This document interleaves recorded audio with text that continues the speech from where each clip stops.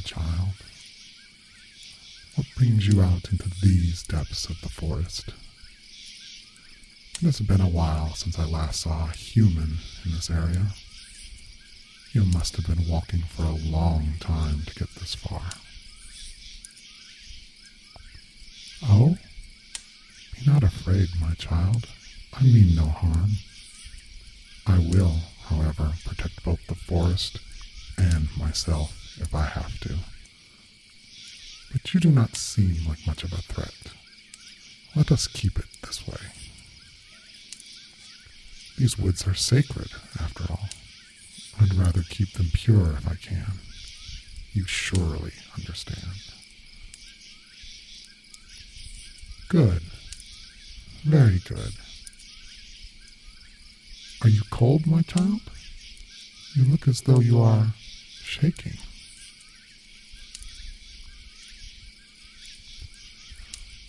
I can imagine you have never seen a being quite like myself before. We prefer secluded areas, after all, and usually we would not take lightly to a human in our domain. If you had met another of my kind, chances are they would have either kept or killed you. I still have yet to decide, but I simply had to approach. You intrigue me, my child. I wish to know more about what brings you here, so far off from your usual habitat, deep, deep in the woods where no light of the moon reaches the ground, where you barely spy a star through the thick crowns of leaves. Can you even see what is ahead of you? Or do you simply find yourself enveloped by the darkness, with only the reflectiveness of my eyes gleaming at you?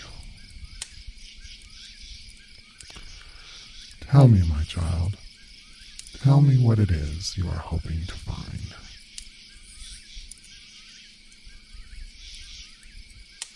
How very human of you to wander blindly, unsure of where your path may lead, of what you are seeking to find, simply yearning for something out of sight, out of reach.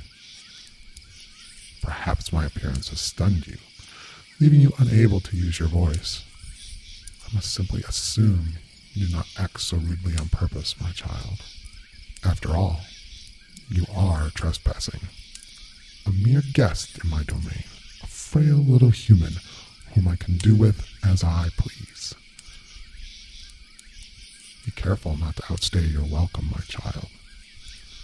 You surely would not want to upset me. Believe me, it is not a sight to enjoy. Wrath is quite easily sparked within beings as myself, and it never ends well for the other party. You have surely heard stories of fearsome forest spirits, cunning fae, of cruel gods. All stories have an origin, a hint of truth within them, as fantastical as they may be. Mayhaps you have heard of humans disappearing, never to be seen again, or being found later in places they could not possibly have gotten to by themselves. Perhaps you have been told of strange occurrences deep, deep within the forest, unexplainable sightings, sudden outbursts of energy, or mysterious sounds. I believe you understand now, my child. A spirit, no, a god, is nothing to be messed with, nothing to be taken lightly. Keep that in mind. After all, my kind has roamed these lands far before yours could even walk. Yet still, you humans love to act as though all lands belong to you. Look at you, so small, so insignificant. If there was any light around, you would quite literally stand in my shadow. And yet you act as though you are the Almighty, as though you are the bright sun bringing life to all creatures, as though you get to decide what thrives and what burns beneath you. You humans are foolish, fighting over what you believe to be the truth or what you call power, You are nothing compared to us. You are the lion, believing it is king, whilst we are the forest, giving you life. I must say, you impress me, my child. Most of your kind would have tried to defend themselves already, be that verbally or physically. What a curious one you are indeed. I can tell you cling to my every word, as though you actually are listening to me. How peculiar. I must say I am beginning to enjoy your silence. So far, most humans that cross my path have been quite loud once they found their tongues again. Not just loud, my child, but quite rude, too. I do not mind a simple talk, a pleasant conversation, but getting yelled at, getting insulted, is not so much something I enjoy. I'm sure you understand. You seem smart beneath your quiet facade. I can see a wisdom in your eyes that most humans lack. You might make for some nice company after all. Having to sit in silence for millennia, with only the forest speaking to you, can get quite ponderous, as meditative as it may be. Every now and again, it might be nice to have another to converse with on a physical plane. Whispers of the trees in ancient languages can get tiring if they are the only thing you hear. Most of my kind prefer solitude, but even then, one may miss the sound of another voice after a while. Humans are quite painful to be around, however, so unperceptive, insensitive, and frankly, so ignorant. But your aura is one of greater wisdom and insight than most others I have seen throughout my eternal life. Be it even for the briefest of blinks compared to an immortal life, I do believe I will enjoy your company.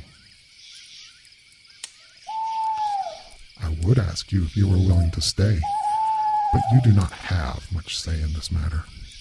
Had I not approached you, you may have aimlessly wandered these woods for days before you finally collapsed. And even now your choices are to stay with me or to be killed, for I do not want a word of me outside of this forest. You are mine now.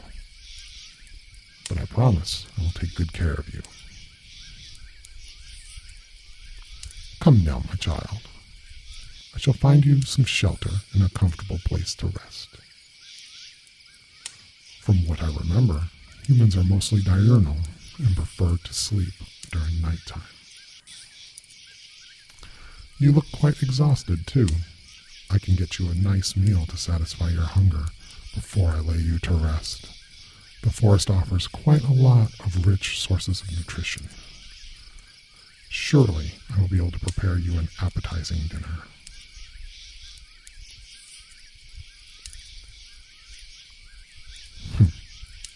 No need to be shy now, my child. Allow me to guide you. I can light you a fire later, if you wish, or I could simply warm you with my presence. Don't let this human form misguide you.